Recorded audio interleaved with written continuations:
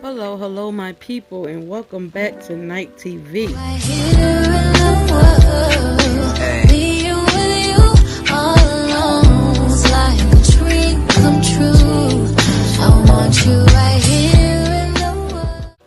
If you stuck with me this far, I want to say thank you, because I've been going. Your girl has been going. I have no excuses other than the fact that I got a little burnt out, a little discouraged, but I'm back now. I'm not going to let that hold me down. I'm not going to end my channel this way. I've been getting some disparaging remarks on some of my videos regarding my compassion to the inmates that I do speak about. And I want to let you know that it is different from a staff standpoint. We don't have the luxury of going around and vilifying everyone or just treating people like nothing. Otherwise, it will make our job, exceedingly hard. And I am not the type of person to play judge, jury, and executioner. That's just not in my heart.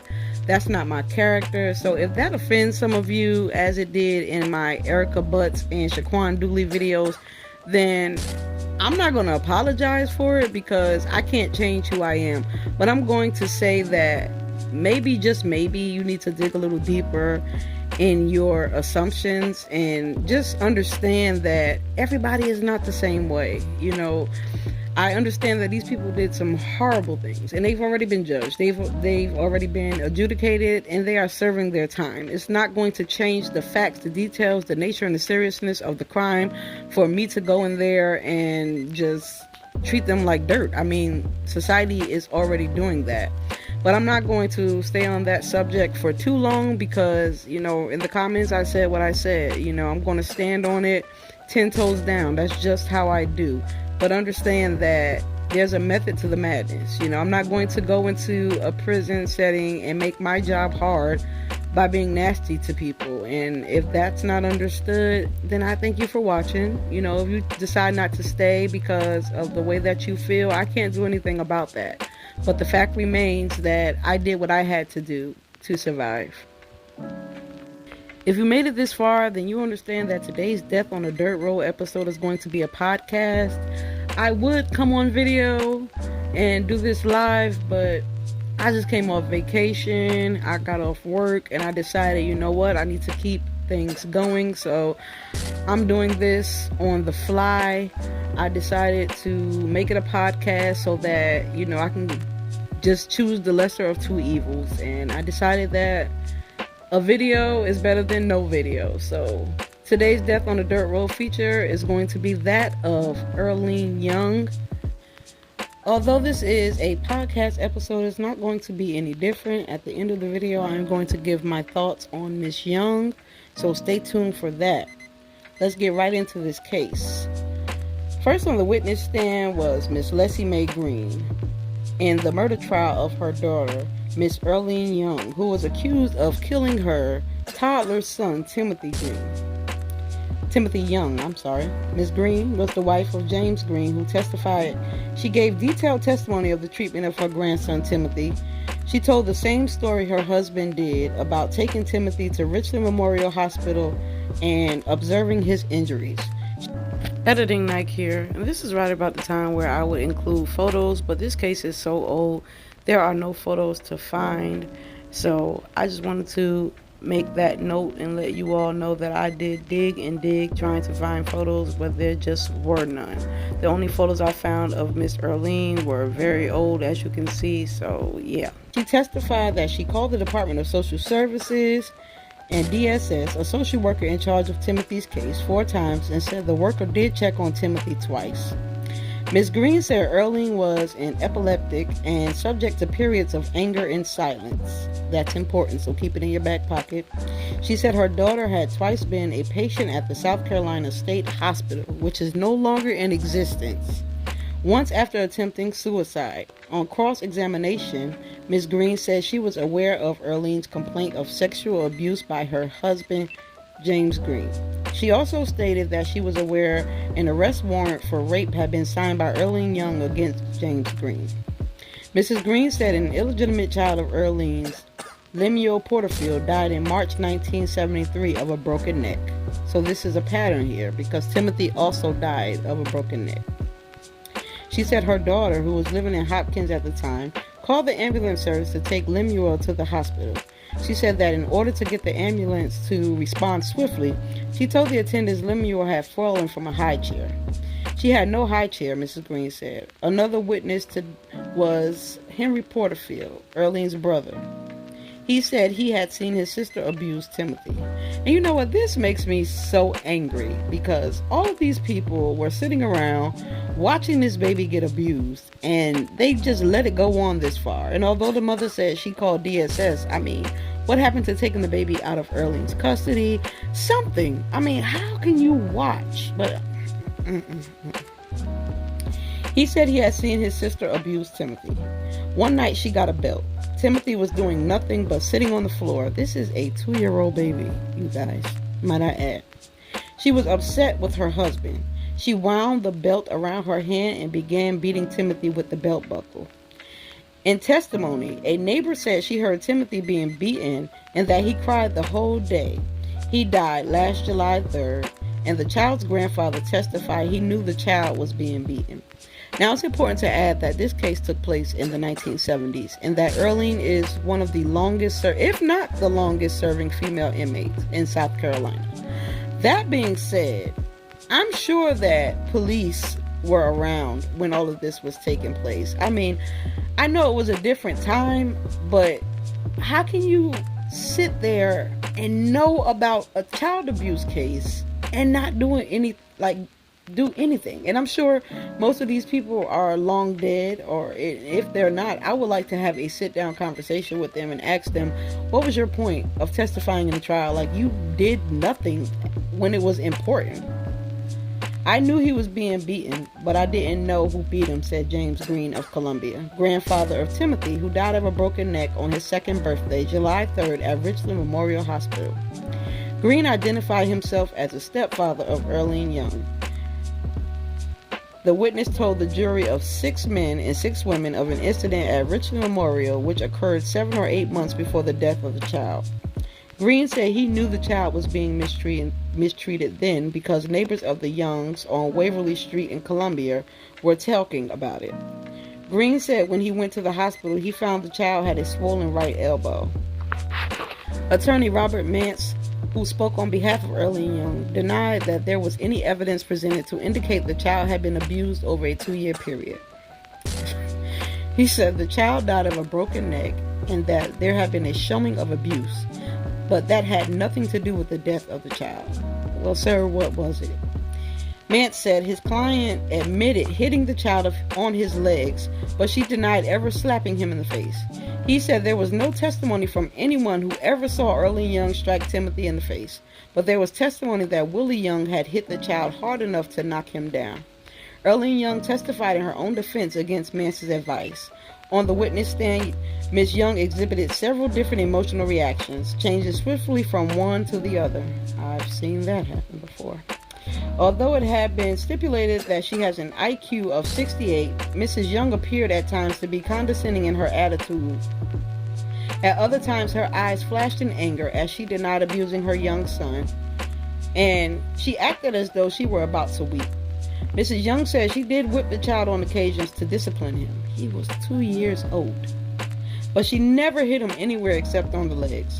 She admitted using a belt for some of the whippings, but denied testimony her brother had given earlier that she whipped Timothy with the belt buckle. She said she never slapped Timothy in the face, but merely patted him. The 6-man, 6-woman jury has seen color pictures of the body of the child, which were taken at Richland Memorial Hospital after he was pronounced dead. The photographs show massive cuts, bruises, and other injuries all over the child's body. Ms. Young testified that on the night before the child died, her husband struck him because he would not eat his supper. Mrs. Young said, "My husband knows what he did. I would tell Willie not to shake Timothy, and Willie would get angry and say I always took up for Timothy." Again, he was 2 years old. "I would get so upset, I would just leave the house." She said Willie Young knew right from wrong and that his family has been against her because they did not believe she was good enough for Willie. The witness also testified that Willie did not want the child to be born, and there were rumors in the neighborhood that the child was not his.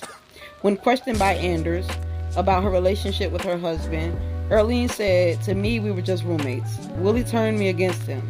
He believed that everybody was against me. You asked what my relationship was with Willie? God knows I don't want to say anything about my husband. I have been in jail for 3 months because I would not say anything about him," she said. She related the incidences of Timothy's last night, saying that he was too weak to stand and unresponsive when they tried to bring him around. Asked why she did not take the child to the hospital then, the witness said, "I knew if we took him to the hospital in the condition he was in, my baby would be taken from me again, and I couldn't stand that.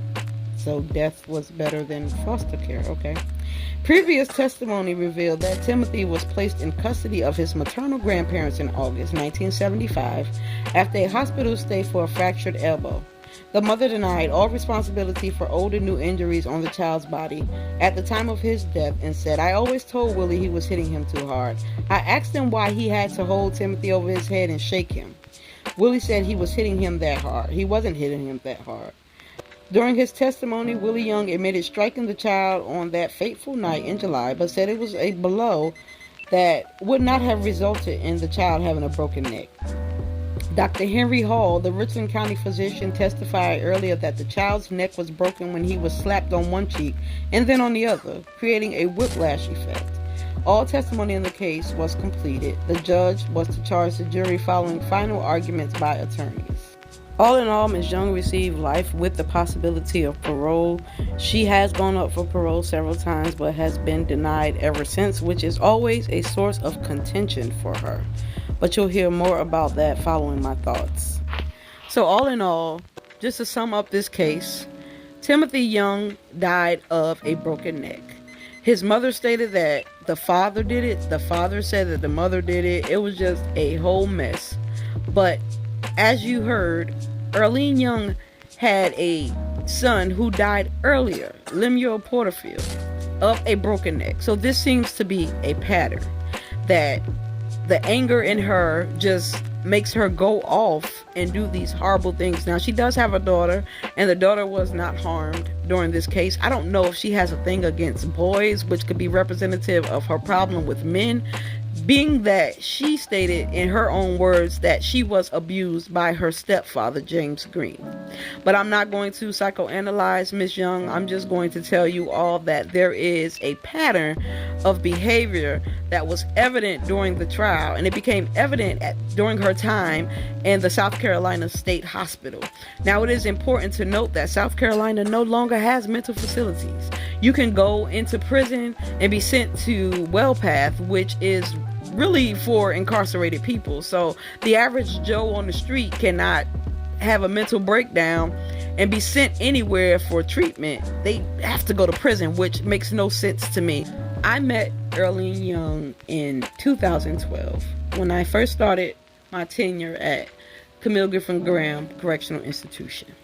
And if you've been listening thus far and listening to these videos, you know that the majority of my time at the Department of Corrections was spent at Camille Griffin Graham. I did my last 6 months at Broad River Correctional Institution, but for the majority of my time, I was at Camille. And I met Ms. Young. She was on a building called Blue Ridge, and she still is on the building called Blue Ridge. But Camille Graham is a special needs institution. It is also a hub for all the programs and things that they have going on for all of the female incarcerees in South Carolina. But for the most part, it is a special needs institution, and that's where they will get mental health treatment. Now, when I first met Miss Erleen, her attitude was vastly different than it is now. And of course, she was a decade younger. She was a special case. You know, there are certain people on Blue Ridge D side, because now it's A and B, but back then it was C and D, and she was on D side, which was where they housed the really, really mentally ill. And she was there, and she just had this attitude that it was really flippant. You knew not to engage her too much. She was really institutionalized because she had been there since like before 1976. So Camille had been her home for 30 plus years by the time that I got there. And she would get so angry at times that she would throw microwaves, throw TVs, and she is the reason why those things are bolted down now. I never had an issue with Miss Erleen that was that severe, other than her demanding that I lock her door at times because she was really delusional when it came down to people going in her room. Now, this woman is considered indigent, meaning that she doesn't get much. Her family is elderly. If I'm not mistaken, her mom is still alive, or she was alive when I was there, but she was elderly, and they came from, for lack of a better term, the hood. She was living in an area called Saxton Homes in Columbia. It's no longer in existence, but she was living there. So that speaks to the level of poverty that she was living in. And I think a lot of that transferred from her being on the street, as they call it, to being in prison. But I looked at pictures of Miss Erleen from back in the day because she keeps a photo album in her room, and she is very, very happy to show anyone who will look how she used to look back in the day. And this lady was a stunner. Now, if you see the pictures that I'm posting here, this is nothing compared to when Miss Erleen first came to prison. And back then they could wear their own clothes. They were not in the prison garb. They didn't have to wear that uniform. She was like best dressed. Okay, she was a prison fashion model, for lack of a better term. And according to her, because she had me cracking up laughing one day when she told me that she was in a relationship with a staff member years and years ago. And she said that, they couldn't get enough of her. But you look at her now, you hear this woman growling, and, she has this condition known as tardive dyskinesia from being on those antipsychotic medications for so long. And it's worlds away from the Erleen Young that first came to prison and who is there now. She's on very, very hard drugs, okay? And I don't mean the street kind now. She might be indulgent in that. I don't know. I can't speak to that. But I'm going to tell you, she does go to the pill line. And again, she was on Blue Ridge, which is where the severely mentally ill are housed. And again, I never had much of an issue with her, other than the fact that she could be flippant. Now, my best friend used to work at Camille Graham, and she had the biggest crush on my friend, and I thought it was so funny. She was just in love with her. And when my friend finally left the Department of Corrections, for a long time she would come to me and say, please tell her I said hi. I'm not going to name her name here, but she knows who she is if she ever listens to this video.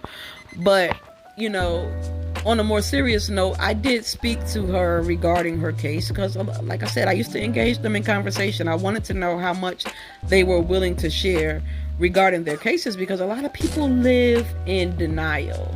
And for what it's worth, I will say that while Erleen is not very vocal about her case, she does not live in denial. And she did disclose to me that, it was a cycle of abuse. She was abused, and she could not break that cycle when it came to her children. She just felt like there was something in her, like a darkness or an anger, that made her react the way that she did. And while she denied it in court, years later, I feel like she has come to terms with the fact that she did this. And it also is important to note that Willie was locked up for a time, but he never went to prison for this. If you search the archives, you cannot find anything about him because he did not come to prison. And believe me, I did. I was very thorough in that because I wanted to know if the jury bought into the fact that she said that he was at fault for this. I think her display of anger on the stand kind of cemented in their minds what was really going on, and that her family testified against her, which her mother, to me, it's hard to respect a thing like that, because that your daughter was being abused. That she signed an arrest warrant against your husband. But here is an example of just toxicity. You standing by your man just to say that you have one when your daughter is out here crying for help. And as a result, that bled over into her own life when she had her own children. This is 2 children who died of a broken neck, and you have this severely mentally ill woman stating and being knowledgeable enough to know and coherent enough to admit that she could not break that cycle of abuse. And I found that so overwhelming. And not just overwhelming, to me it was just unbelievable that things like this occur every day excuse me, in our communities. And Black people are so flippant when it comes to mental health, when it comes to things of that nature. We're kind of conditioned to just grin and bear it. And I think she is the epitome of that stereotype, of that mantra, grin and bear it, get over it. And as a result, it like I said, it bled over into her own life, and that is so sad. I'm sure she did not want her life to go that way, but because these things were done to her, I remember a story that she told me when she said that same Mr. James Green, who sat up there on that stand and testified that he saw that abuse, he pointed a gun at them, and she was so afraid for her life. And he just thought that was the funniest thing ever. Alcoholism is a hell of a drug.